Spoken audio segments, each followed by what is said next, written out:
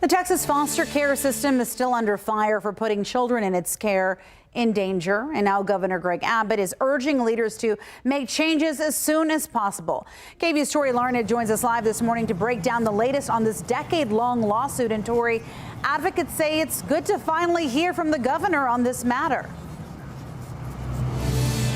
Yeah, Yvonne, no doubt the governor has been very busy this year, but Governor Greg Abbott's name is stamped across the top of this lawsuit against Texas foster care. And now he's asking and urging two agencies also involved to show proof to a federal judge that they are making the changes necessary to protect these children. That federal judge has been pushing for change for months now after a report came out that found children under state care are still getting abused and neglected. The Department of Family and Protective Services and the Health and Human Services Commission now need to show proof they are complying with a series of orders that'll protect the children. This includes matters like creating a system that can track the history of allegations at the places where those children are staying.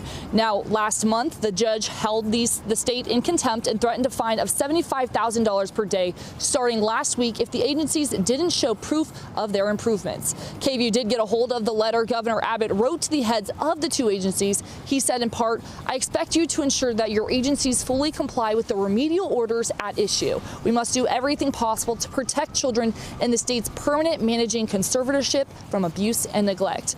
Carrie Judice with Text Protect says it's a good sign Governor Abbott is speaking up. This is urgent. We're talking about kids' safety here.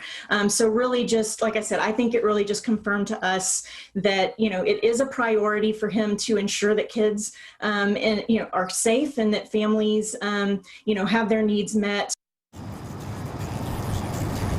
So far, the state has avoided that hefty fine. They have until the next hearing in May to meet all the judge's orders. Now, looking closer ahead, Judy says that the next Texas legislative session starts next week, and they will be keeping their eye closely on the funding that'll go towards Texas foster care, and they're going to need legislators to get involved to do that. We'll update you online with kind of the details on that if you go to KVUE.com. For now, I'll send it back to you. All right. It's nice to finally see some progress on this matter. Thanks so much, Tori.